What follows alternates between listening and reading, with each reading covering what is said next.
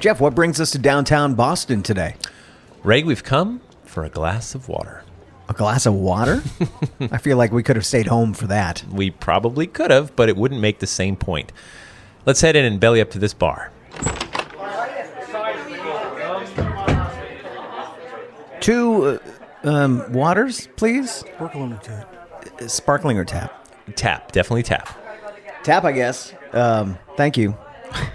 Cheers. Cheers. Yeah. Water isn't what we usually order in a bar, Jeff. Nope, it's not. But I thought this would be a good place to start this week's adventure. Do you know where this water came from? You mean besides the tap behind the bar? Yeah. Actually, I do know where this one came from. It comes from the Quabbin Reservoir out in central Massachusetts. That's right. And after we finish these, that's where we're headed next. We're going to explore some of the ghost towns out there that may truly be haunted, and we're going to give Bostonians something to think about the next time they take a sip of water.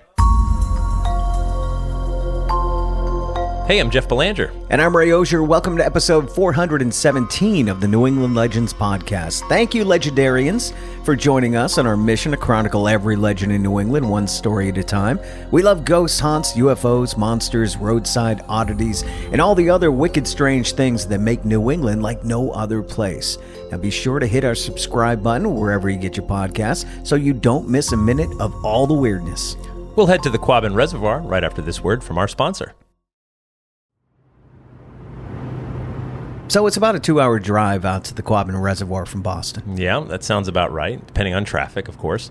It's roughly 60 miles as the ghost flies. Now, in the mid to late 1800s, Boston was growing at a fast rate. It was becoming a major international city, and to those who worked in the public works for the city, it was clear that they needed more water. Well, to give you some perspective on population growth, around the year 1680, Boston had a population of about 4,500 people. 40 years later, 1722, more than doubled to over 10,000. 100 years later, 1820, quadrupled to over 40,000. And by 1890, we're talking a tenfold increase, 450,000 people.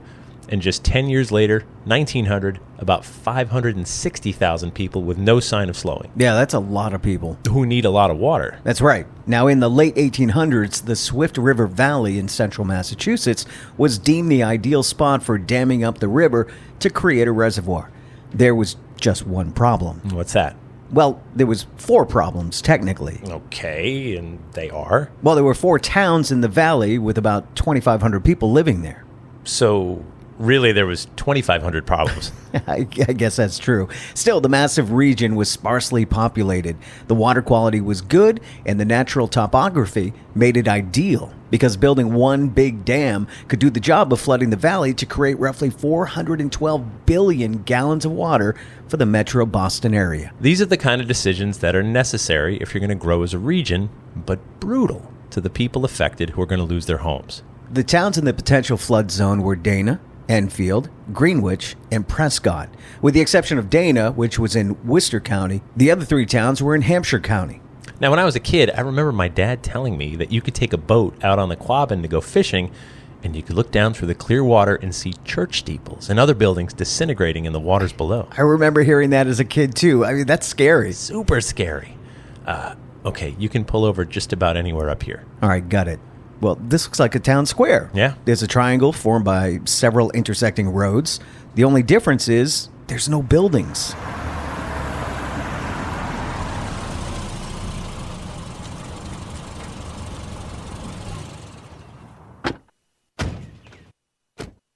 This would be the former town common of the town of Dana. I can see some historic markers in the grass around the common. And over here, there's a cellar hole, former building. Yeah, we're about 2 football fields away from the edge of the waters of the Quabbin. Yeah, sounds about right. Now, I'm no engineer, but these roads are paved. Mm-hmm. Now, there's some nice trees and land around the town common. And looking at this cellar hole, I'm not sure it had to be removed. You may be right. Or it could be that when they flooded the valley, they couldn't exactly predict how much would get submerged, so they made their best guess and cleared out the towns. Now, either way, this is a ghost town now. A ghost town, they say, is actually haunted. To unlock the mysteries of the Quabbin, let's head back to August of 1939. It's early August of 1939 here in the former town common of Dana, Massachusetts. Franklin Roosevelt has been president of the United States for the past 6 years, and they've been some rough years for the country. The Great Depression has taken a toll on just about every community.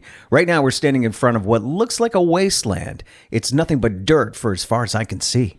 Ironically, this wasteland has created a ton of jobs over the past several years. Countless workers have been making way for a new reservoir to serve as a water supply for Boston.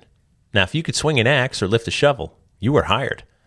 Boston woodpeckers is what the locals here called them, and it wasn't meant to be a nice term.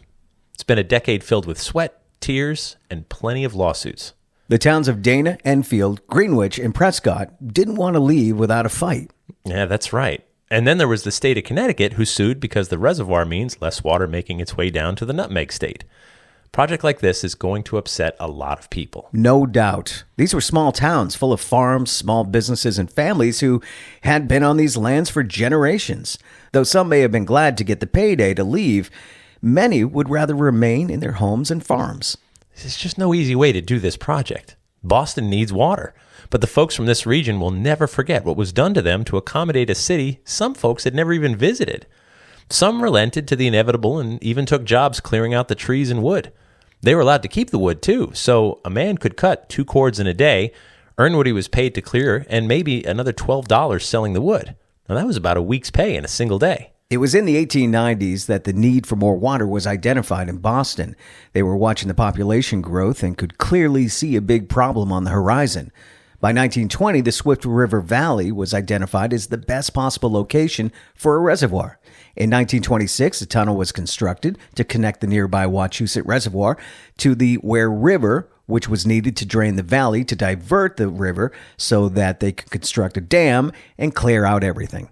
Back in 1935, they began construction on the 2,640-foot Windsor Dam that would eventually hold back all that water.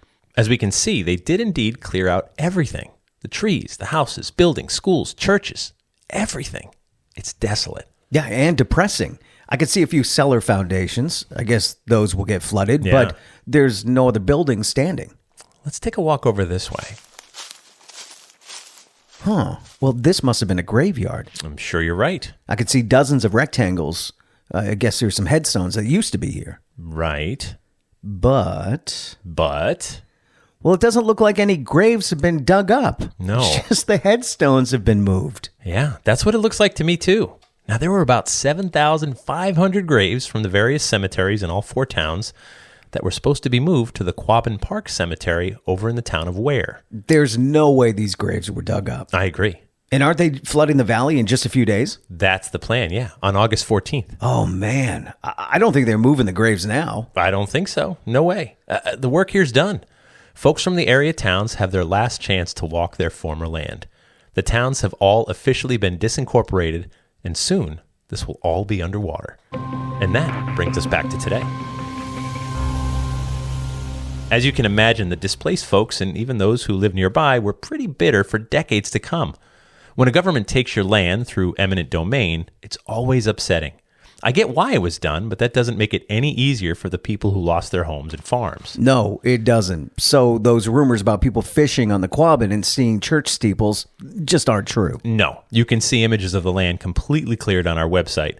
Plus, not only are these ghost towns now, but people still claim to see echoes from the past. Maybe it's the displaced people. Maybe it's the displaced graves? Maybe.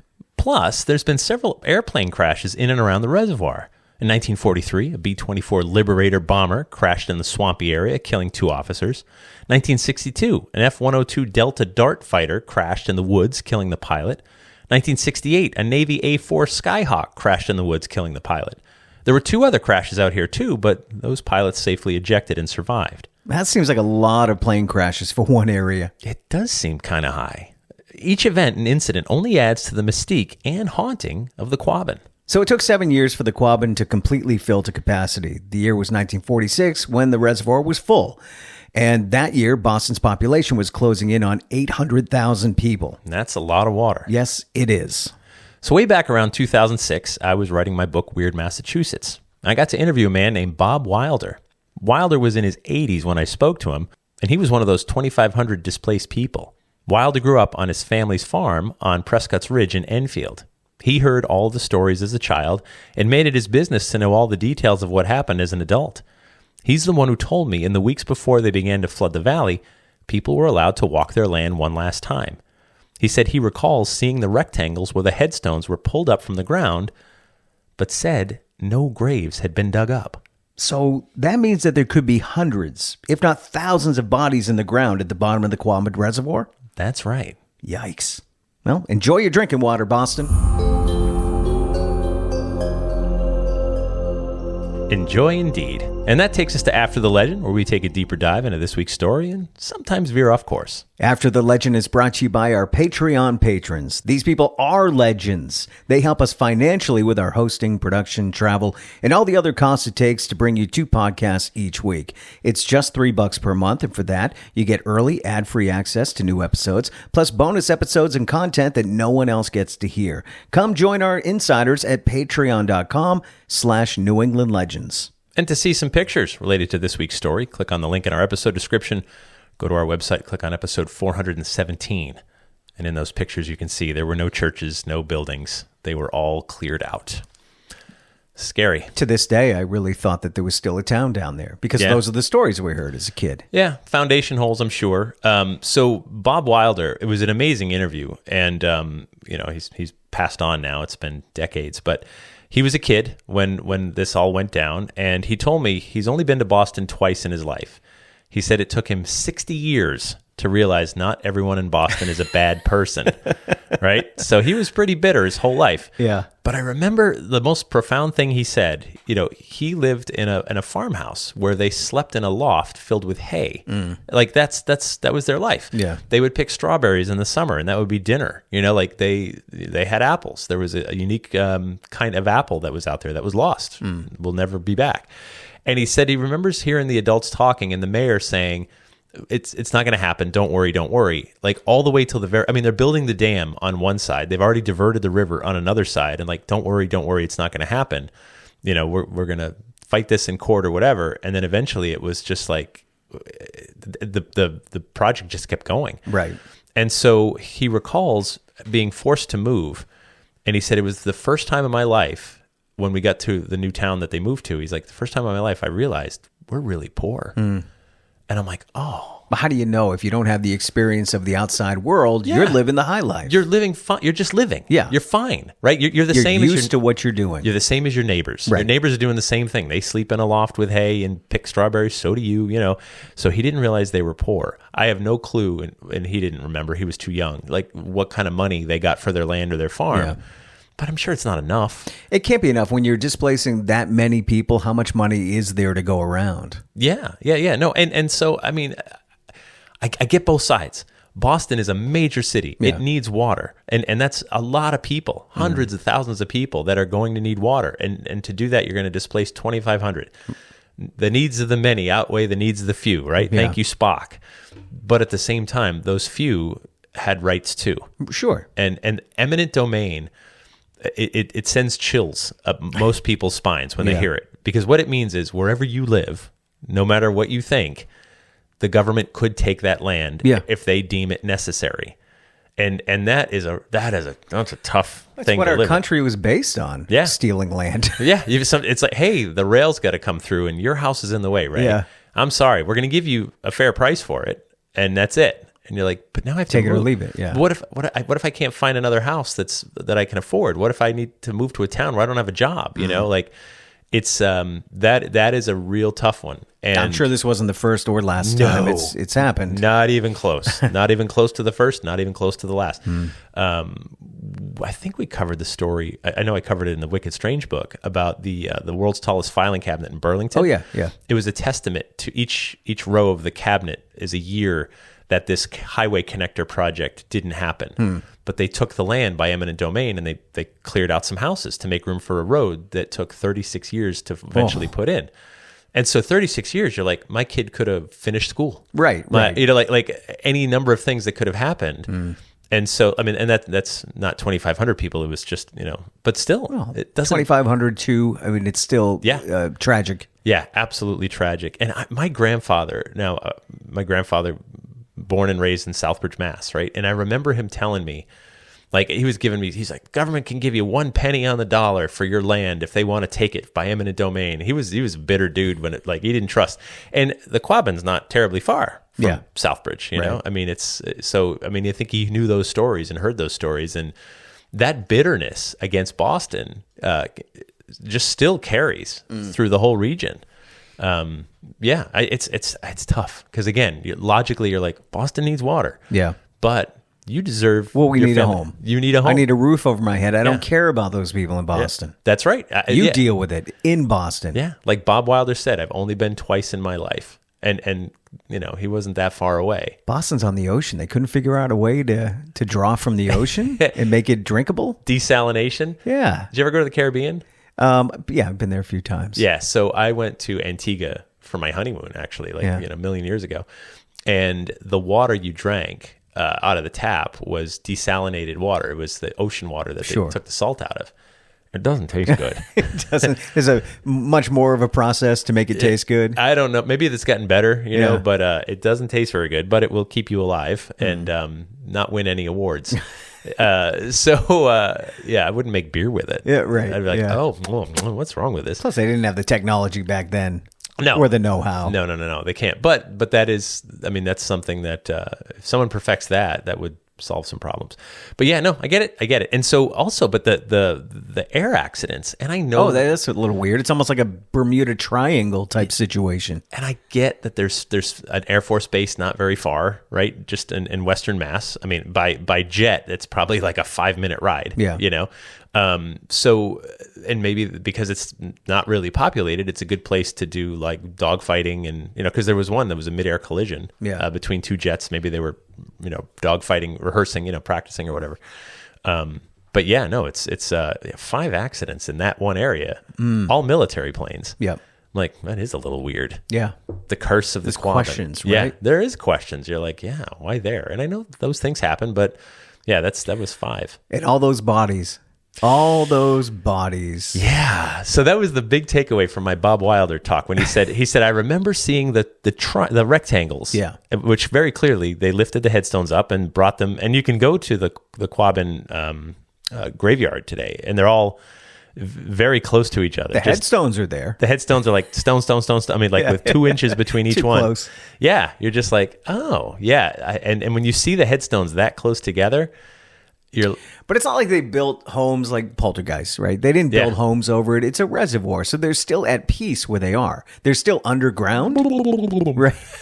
They just don't have a great view anymore. They're the bone soup. This is what we could call it. So next time you take a sip of water, Boston, just be like, a little bony. That's a little strange. It's a little bony. A little bit bony. Hey, Legendarians, did you know most of our story leads come from you? We love when you guys reach out to us through our website with your ideas. You never know when your story may be up next. Our website is also the place to see dates for Jeff's story tour, dates to see my band, the Pub Kings, a link to buy the Haunted New England calendar, and video clips as well.